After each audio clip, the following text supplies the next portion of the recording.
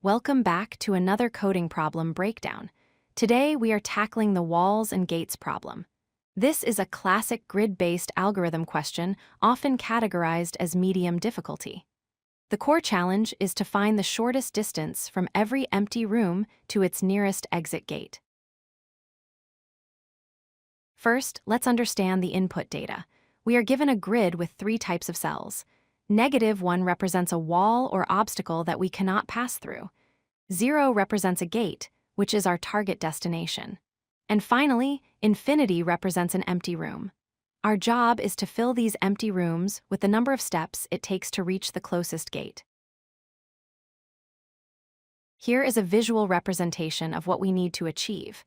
On the left, we have the input grid with walls, gates, and empty rooms marked as infinity. On the right is the solution. Notice how every empty room now contains a number.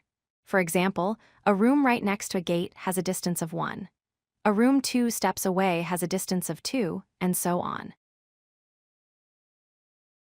A common first thought is to start a breadth-first search from every single empty room. You would pick a room, search until you hit a gate, and record the distance. However, this is very inefficient. If there are many rooms, we end up traversing the grid over and over again. This results in a time complexity of m squared times n squared, which is too slow for large grids. The optimal approach flips the problem on its head. Instead of searching from the rooms to the gates, we start from all the gates simultaneously. Imagine the gates are water sources, and we let the water flow out to fill the empty rooms. This is called multi-source breadth-first search.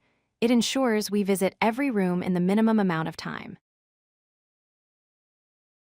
Let's walk through the algorithm. Step 1 is initialization.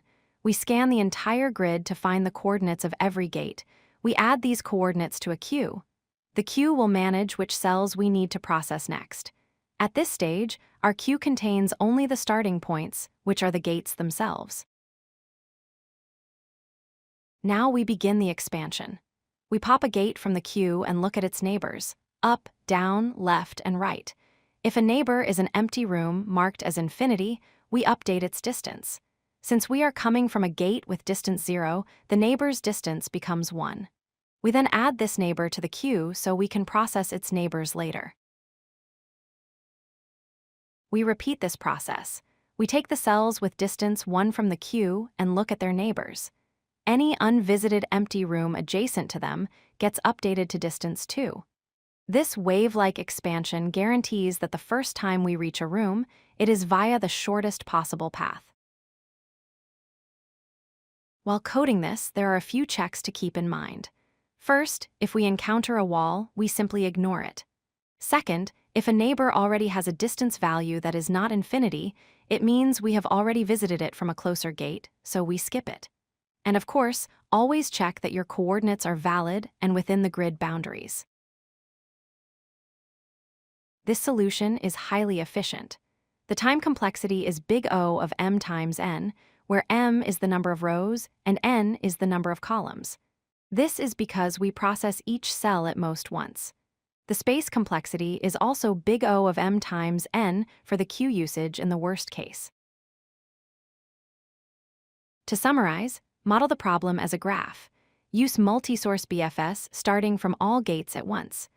Update the empty rooms layer by layer and skip any walls or already visited cells. This approach transforms a potentially slow search into a linear time solution.